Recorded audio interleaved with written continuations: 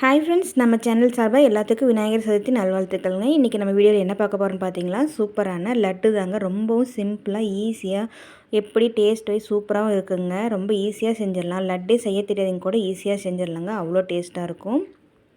வீடியோக்குள்ளே போகிறதுக்கு முன்னாடி நம்ம சேனல் வரைக்கும் சப்ஸ்கிரைப் பண்ணாதீங்க, சப்ஸ்கிரைப் பண்ணிக்கோங்க. அப்படி லைக் பண்ணி போட்டு விட்டுருங்க ஃப்ரெண்ட்ஸ். வாங்க வீடியோக்குள்ளே போகலாம். இப்போ வானலில் 1 கப் அளவுக்கு சர்க்கரை எடுத்துக்கலாங்க. அதே கப்லேயே 1 கப் அளவு, அரை கப் அளவுக்கு தண்ணி எடுத்துக்கலாங்க. சர்க்கரையெல்லாம் நல்லா கரையட்டும். இப்போ இந்த அளவுக்கு மட்டும் லைட்டாக கலர் பவுடர் சேர்த்துருக்கேங்க. ரெட் கலர் சேர்த்துருக்கேன். நீங்கள் எல்லோ கலர் வேணால் கூட சேர்த்துக்கோங்க. இப்போ இது எல்லாத்தையும் நல்லா நம்ம கலந்து விட்டுடலாம்.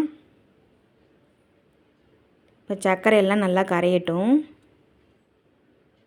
இப்போ லைட்டாக லெமன் கொஞ்சம் புழிஞ்சு விட்டுடலாங்க. சர்க்கரை சேர்த்துருக்கனால அங்கங்கே கட்டி பிடிக்காமல் இருக்கிறதால லெமன் சேர்த்துருக்கோம். இப்போ அது ஒரு பக்கம் கொதிக்கட்டும். இப்போ ஒரு கப்பில் ஒரு பவுலில் 1 கப் அளவுக்கு கடலை மாவு எடுத்துருக்கேங்க. அதுலேயே அரை கப் அளவுக்கு தண்ணி சேர்த்துட்டு நல்லா இந்த மாதிரி கரைச்சி எடுத்துக்கலாம். நல்லா இந்த மாதிரி கரைச்சி எடுத்துகிட்டு கொஞ்சமாக சோடா உப்பு சேர்த்துக்கலாம். சோடா உப்பும் சேர்த்துட்டு நல்லா இந்த மாதிரி கரைச்சி விட்டுடலாம். கரைச்சி விட்டுட்டு வானலில் நல்லா சூடாக எண்ணெய் ஆனதுக்கப்புறமா இந்த மாதிரி கரண்டியில் கொஞ்சம் கொஞ்சமாக ஊற்றி பூந்தி மாதிரி இல்லைன்னா போண்டா மாதிரி ஊற்றி எடுத்துக்கோங்க. இந்த அளவுக்கு நல்லா வெந்ததுக்கப்புறமா எல்லாத்தையும் நம்ம எடுத்துக்கலாம். இதே மாதிரி எல்லா மாவையும் நம்ம பொரித்து எடுத்துக்கலாம்.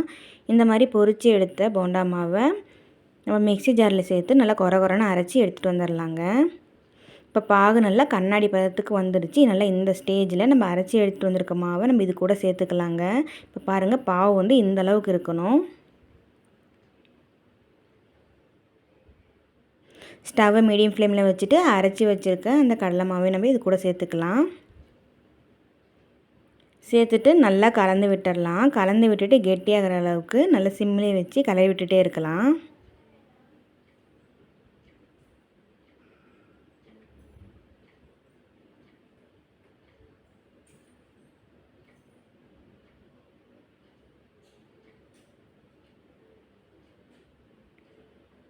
இப்போ நல்லா இந்தளவு கெட்டியானதுக்கப்புறமா முந்திரி உடச்சி சேர்த்துக்கலாங்க. முந்திரி, திராட்சை எது வேணாலும் நீங்கள் சேர்த்துக்கலாம். நான் முந்திரி மட்டும் சேர்த்துருக்கேன். இப்போ பாருங்கள், நல்லா இந்த அளவுக்கு நல்லா கெட்டியாக ஆயிடுச்சு. இந்த ஸ்டேஜில் நம்ம ஸ்டவ்வை ஆஃப் பண்ணிடலாம்.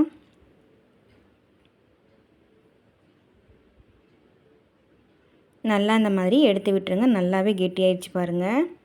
இப்போ நல்லா சூடு ஆறுனதுக்கப்புறமா சின்னதாக உருண்டை பிடிச்சி எடுத்துட்டோன்னா சூப்பரான லட்டு தயாருங்க. நீங்களும் இதே மாதிரி ட்ரை பண்ணி பார்த்துட்டு எப்படி இருக்குன்னு மறக்காமல் கமெண்ட்டில் சொல்லுங்கள் ஃப்ரெண்ட்ஸ். இந்த வீடியோ உங்களுக்கு பிடிச்சதுன்னா நம்ம சேனலை சப்ஸ்கிரைப் பண்ணிக்கோங்க.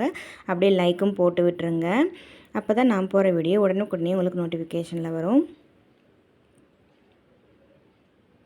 தேங்க்யூ.